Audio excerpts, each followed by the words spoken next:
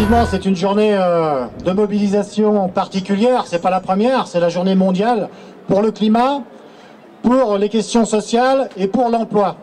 C'est une mobilisation qui s'inscrit dans toutes les initiatives qu'on a connues tout au long de ces dernières semaines. Je pense notamment à la journée de grève interprofessionnelle et nationale le 17 septembre qui a réuni plusieurs dizaines de milliers de manifestants. Je pense aussi à l'action de la semaine dernière qui concernait l'appel des armements et que ça nous permet aussi de faire le lien avec les questions sociales et les enjeux environnementaux. Alors, je voudrais juste dire qu'effectivement, il y a une démarche qui est engagée au travers d'un collectif national qui s'appelle Plus Jamais Ça, qui s'est traduit par l'élaboration d'un document porteur de 34 propositions ambitieuses, à la fois sur les questions sociales, sociétales, mais aussi environnementales, et qui font la démonstration qu'à l'inverse du gouvernement et du patronat, et qu'à l'inverse du plan de relance du gouvernement acquis exclusivement pour les intérêts du patronat, eh bien, qu'il y a d'autres choix possibles, des choix de rupture avec la société capitaliste, parce qu'on voit bien que, le programme de production, d'exploitation capitaliste est fait pour exploiter les travailleurs, leur force du travail, mais aussi ça se traduit par un pillage des richesses et on a intérêt, et c'est le sens de la démarche de la CGT, de lier les questions sociales aux questions environnementales. Alors, moi j'interviens pour l'association Action Citoyenne pour l'intérêt général qui a mené la bataille pour sortir Arjo du désespoir.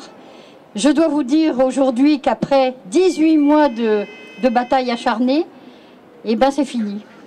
C'est fini parce qu'il y a quelques semaines de ça, le tribunal de Nanterre, qu'on devrait plutôt appeler abattoir aux entreprises, a vendu à un gars qu'on ne connaît même pas, qui avait une entreprise avec 1000 €, qui avait créé sa société avec 1000 € seulement, a vendu donc tout le site d'Arjo pour à peine 75 000 €, c'est-à-dire même pas le prix d'un pavillon au fin fond de la Sarthe, 70 hectares de terrain, 7 hectares de bâtiments dont certains sont vraiment chouettes, et puis des tas de machines qui coûtent des millions. Alors ça a révolté tout le monde, parce que bien évidemment on avait prévenu le préfet, le conseil général, le conseil régional, tous les élus, que ça n'était pas possible. Vous savez qu'il y avait eu un Anglais qui avait voulu acheter, et il ne proposait rien.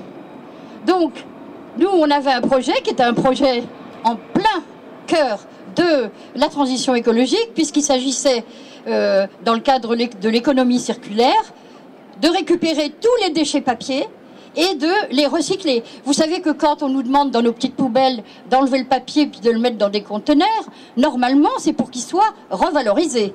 Aujourd'hui, on en est, et on n'est pas un mauvais élève dans l'Europe, à près de 60% de papier qui est récolté, le reste allant dans les poubelles générales malheureusement.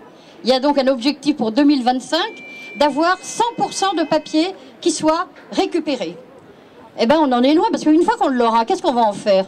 Actuellement, sur les 60% de papier qui sont récupérés dans les, comment on appelle ça, recycleries ou les trucs comme ça, il y a une grande partie de cette quantité qui est brûlée ou qui est incinérée, enfin, qui est enterrée. Et c'est quand même dégueulasse, parce que vous savez que le papier avec de l'encre, c'est pas vraiment propre, hein. Les produits chimiques qui sont dans l'encre sont très polluants, autant pour l'air que pour la terre et l'eau. Mais ça n'a pas l'air de déranger le gouvernement. On a vu tout le monde. On a vu le maire là-haut. On a écrit à tout le monde, à tous les députés, à tous les groupes politiques de partout. Alors on a eu énormément de soutien quand même, hein. Je reconnais que on a eu plus de 25 000 signatures de pétitions pour notre projet. De toute la France, de partout.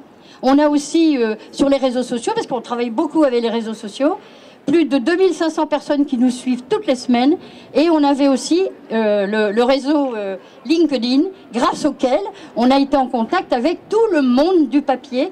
Bonjour à tous, donc voilà, je travaille chez Urta. Comme vous savez, on est 250 salariés en situation d'handicap. Nous travaillions avant pour Prestalis, qui a été racheté par M. Dreyfus et qui est devenu France Messagerie.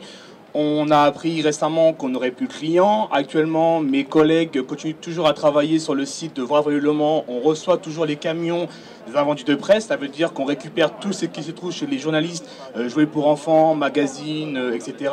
On les trie afin de savoir si ça va à la poubelle, en recyclage, ou ça repart chez l'éditeur. Nous, ce qui nous inquiète, c'est qu'est-ce qu'on va devenir les salariés. Voilà, c'est ça qui compte actuellement aujourd'hui, c'est les salariés, qu'est-ce qu'ils vont devenir. Mes collègues sont capables de faire n'importe quel travail, excusez-moi. Voilà, on souhaite savoir qu'est-ce que l'État compte faire. On ne peut pas dire qu'on n'a pas été soutenu, donc on a Mme Morancé qui est venue sur le site de Voivray-le Mans, on a M. Le Foll qui est venu, on a M. Franco d'Étival-le Mans qui est venu, Mme Marticouet qui est venue. On a fait une marche en démarcheur dans toute la France, dans les villes, excusez-moi, la ville de la France pour aller jusqu'à l'Élysée. On n'a même pas été reçu à l'Élysée par M. Macron, c'est ce qui était quand même scandaleux, c'est quand même dommage. À l'heure actuelle, voilà, ce qui compte, c'est le travail des salariés. Moi, je me battrai en tant que délégué syndical de la CGT auprès de mes collègues jusqu'au bout. Je ne lâcherai rien et j'espère et je ferai tout mon possible avec la CGT pour qu'il n'y ait aucun des salariés qui soit mis sur le carreau. Nous, actuellement, ce qu'on veut, c'est que l'État nous aide avec un repreneur ou avoir du travail. C'est ça qui compte. Voilà.